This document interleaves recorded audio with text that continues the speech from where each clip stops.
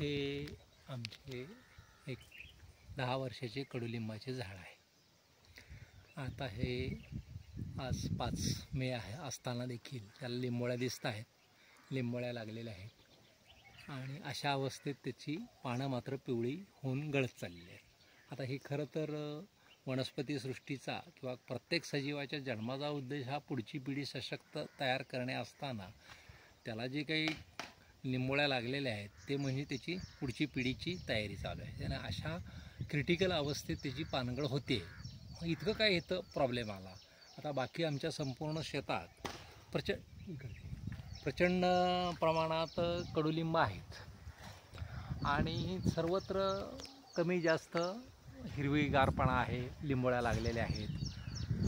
ह्या स्पेशली झाडाला असं होतं की याला लवकर ह्या वर्षी खूप पानं हिरवीगार होती, कंडिशन खूप चांगली होती. परंतु ह्याचं खरं कारण का असं झालं आहे तर आता हे अलीकडचं हे सुद्धा पहा, ही जी वेल आहे ह्या वेलसुद्धा आता हे सकाळीसुद्धा सुकलेली आहे सगळी.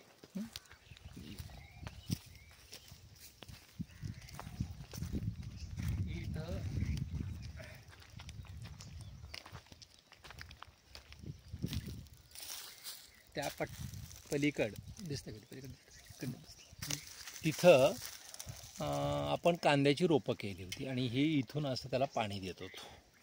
त्यामुळे त्या कांद्याच्या रोपाला काय 1-2 महिने पाणी दिलं असेल आपण तिथं आणि त्यामुळं मग आमच्या बोरच्या पाण्याचा TDS हा 2000 PPM आहे. त्यामुळे जे काही तिथं प्रचंड मोठ्या प्रमाणात क्षार गेले आणि त्यामुळं ह्या झाडांची जोपर्यंत पाणी होतं तोपर्यंत त्याला अतिशय उत्तम अवस्था होती. बाकी सर्व शेतातील झाडापेक्षा पाणी दिलेलं म्हणजे ज्याला पाणी मिळतं हे असं कडुलिंबाचं झाड अतिशय उत्तम अवस्थेत होतं. परंतु आता जसं त्याचं पाणी बंद झालं तर महिनाभरात त्याची ही अवस्था झाली आहे. त्यामुळं मी नेहमी जे फोकावकांचं सांगून म्हणत असतो की जमिनीला पिकाला सिंचन, जमिनीखालच्या पाण्याचं सिंचन म्हणजे हळूहळू जमिनीचं वाळवंटीकरण करणे. तर ते का होतं असं तर निसर्ग काय करतोय की तुमच्या पावसाच्या पाणी हे क्षारमुक्त आहे. त्याच्यामुळे तुमच्या जमिनीत असणारे वॉटर सोल्युबल क्षार हे कमी होत असतात. अशा वेळेस निसर्गाचा प्रयत्न जमिनीतील तुमचे क्षार कमी करणे हा असताना तुम्ही मात्र जेव्हा कुठल्याही पद्धतीचं सिंचन करायचा प्रयत्न करता त्यावेळेस तुमचं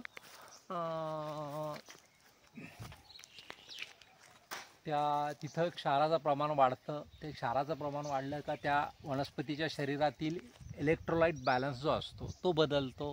तो बदलल्यानंतर त्याला आणखी जेवढी काही गरज होती पाण्याची त्याच्यापेक्षा जास्त गरज निर्माण होती. हे आता आपण उन्हाळ्यात पाहतो की उन्हाळ्यात आपण साधारणतः समजा रोज 2 लिटर पाणी पितो. एखाद दिवशी आपण पुरणपोळी मसालेदार जास्त खाल्लं तर त्या दिवशी आपल्याला पाण्याची गरज निर्माण होते.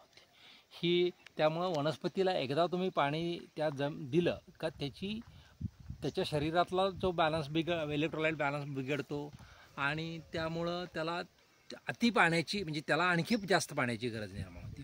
त्याच वेळेस जमिनीवर काय होतं तर जमिनीतलं जे काही क्षार पावसाच्या पाण्यानं क्षार कमी होऊन तिथं ज्या कंडिशन्स तयार होत असतात आणि त्या कंडिशन्समध्ये त्या पिकाला तिथं असणाऱ्या पिकाला जी काही जमीन ज्या पद्धतीचं पाणी उपलब्ध होऊ शकत असतं त्याच्याऐवजी तिथं क्षाराचं प्रमाण वाढतं.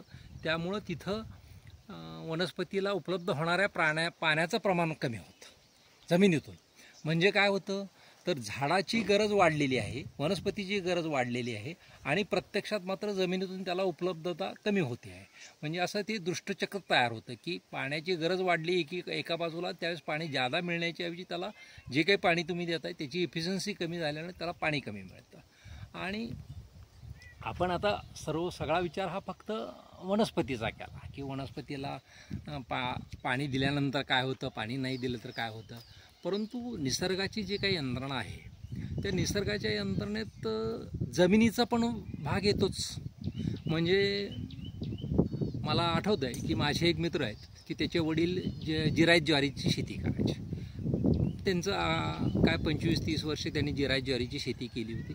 मग हा मित्र जेव्हा पहिल्यांदा शेती करायला आला त्यावेळेस तिथं आसपासच्या त्याच्या शेजारच्याच माणसानं विहीर पाडली होती आणि त्याला पाणी होतं, मोटर वगैरे बसवली होती, पण त्याचं पहिलंच वर्ष असल्यामुळं उन्हाळ्यात काही त्याला पाणी लागणार नसल्यामुळं पाणी विहिरीत शिल्लक होतं.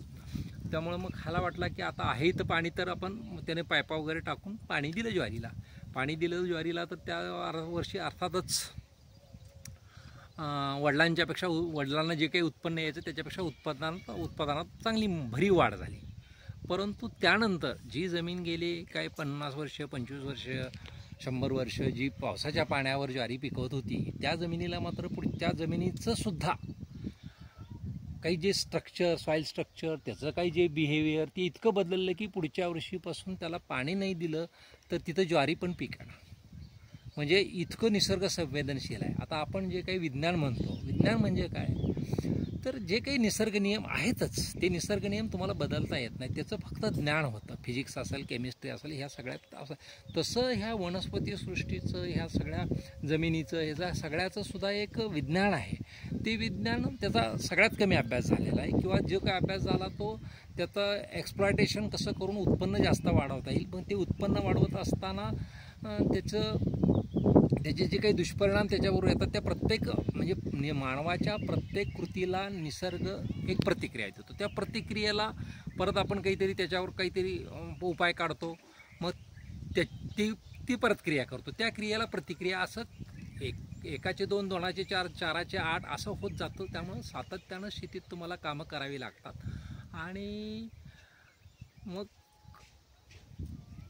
हे आपण मागचं पण आपण 2-3 उदाहरणं दिली की पाणी जे अत्यंत आवश्यक शेतीसाठी समजलं जातं, पण ते सुद्धा पाऊस सोडून बाकीच्या गोष्टीचं मिळालं तर ते ह्या सिस्टीममध्ये चुकीचं आहे. मग आपण आता इतकं हे निसर्गाच्या ज्या काही नैसर्गिक पद्धती आहेत त्या बिघडवत चाललेलो आहे की आपण आता कल्पनाही करू शकत नाही की पाणी न देणे, विना नांगरणी, विना खुरपणी, विना फवारणी. पाणी तर म्हणजे पाणी हा काही माझ्या स्वतःच्या सुद्धा ह्या 2 वर्षात माझ्या लक्षात आलेला मुद्दा आहे की जो फोकावाका पहिल्यापासून सांगतायत.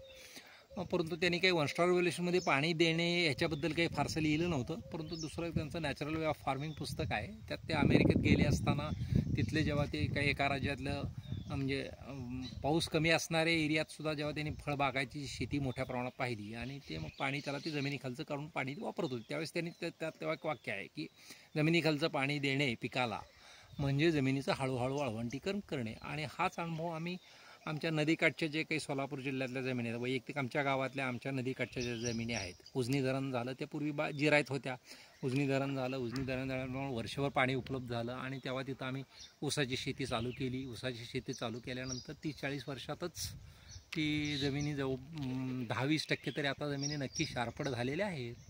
त्यामुळं मानवी सिंचन हे नक्कीच अपायकारक आहे, हे असे छोट्या छोट्या उदाहरणातून लक्षात येतं. अर्थात विनासिंचन शेती करणं हेही काही इतकं सोपं नाही आहे, कारण आपण निसर्गाच्या इतक्या कड्या तोडलेल्या असतात की तसे काही प्रयत्न केल्यानंतर सुद्धा फार अडचणी येतात. आता आम्हाला स्वतःला आमच्या शेतातसुद्धा आता पाणी बंद केल्यानंतर आम्हालाही खूप मोठ्या प्रमाणात अडचणी देत आहेत. आता हे एवढं मोठं 8-10 वर्षाचं झाड जेव्हा त्याला पाणी मिळालं आणि नंतर पाणी बंद झालं तर जेव्हा सुकतं आहे त्याच वेळेस माझ्याकडे मी तुम्हाला चंदनाची झाडं दाखवतो. यात की ही चंदनाची झाडं, काही झाडं त्यातली काही रोपटी आता ह्या वर्षी जून जुलै ऑगस्टमध्ये कधीतरी उगवलेली असतील ती आहेत, काही 2 वर्षाची आहेत. आता त्याला जिथं कुठल्याही स्वरूपातलं पाण्याची मिळत नाही, त्याला फक्त पाणी कुठलं मिळालं आहे तर पावसाचं पाणी. मी तर पावसाच्या पाण्याला त्यामुळे अमृत म्हणत असतो. अमृत एकदा जर तुम्ही पिला म्हणजे ती वनस्पती फक्त ती अमृतावरच असेल तर ती अमर आहे, त्याला कोणत्याही परिस्थितीत बाकीच्या कुठल्या संसाधनाची गरज लागत नाही. हां, त्याचा होतं आहे काय की त्याच्या वाढीचा वेग हा फार म्हणजे खूप स्लो आहे. इतका संबंध असतो की कारण निसर्गाचं कसं आहे की निसर्ग हा खूप म्हणजे छोटे टाईमस्पॅन, वर्ष 2 वर्ष 10 वर्ष 25 वर्ष तो 500-1000 वर्षातच मोजतो. आता इथं पहा खाली जवळ ह्या झाडाला आता आज ह्या म्हणजे मेमध्ये सुद्धा हे नवीन शेंडा चावला. इथं कुठल्याही पद्धतीचं पाणी मिळत नाही आहे, तरीसुद्धा ही जुनी पानं सगळी परत पानगळ झालेली आहे, नवीन पानं आलेली आहेत आणि ही शेंडा चावला. ह्याला शेंडा चावला, याला शेंडा चावला, याला शेंडा चावला, याला शेंडा चावला. इथे शेंडे चालू आहे. आणि मग हे जेव्हा अशी अजरामर पद्धतीची वनस्पती सृष्टी असते तेव्हा होतं काय की त्याचा वाढीचा वेग मात्र खूप कमी असतो. आता हे चंदनाचा ह्यालाही शेंडा सगळीकडे सगळ्या पानांना शेंडे चालतात. मग आता परंतु हे झाड कमीत कमी 3 वर्षाचं आहे. मग आता 3 वर्षाचं झाड ही वाढ आहे, परंतु ते इतकी काटक असते वाढ की हे अमर असतं. ह्याला कुठल्याही परिस्थितीत काहीही प्रॉब्लेम येत नाही. याचं झाडाची म्हणजे खोडाची असं वाकणे म्हणजे अजिबात ठिसूळ नसतं, कुठलीही ह्याला खोडकीड लागणार नाही वगैरे, हे सगळं होत असतं. फक्त त्याचा वाढीचा वेग कमी असतो. आणि मग त्यामुळं आता एवढंच जर झाड आपण माणसानं जर एखादं चंदनाचं झाड लावलं शेतीत तर तो 6 महिन्यात एवढी वाढ अपेक्षित सहजासहजी होऊन जाईल. परंतु ही 3 वर्षाची आहे. मग हा एवढा एकच ड्रॉबॅक सोडला तर आणि पुन्हा मात्र वर्षानुवर्ष फक्त तुम्हाला त्या वनस्पतीपासून फायदेच घ्यायचे आहेत. त्यामुळं जितकं फोकावका जसं म्हणत की नैसर्गिक शेती म्हणजे माणूस आणि माणसाचे पाळीव प्राणी यांचे कमीत कमी लोडबोड, तर त्या पद्धतीचा प्रयत्न आपल्याला जमेल तसा आम्ही तर करतोच आहे. आपल्यालाही करता आला तर उत्तम.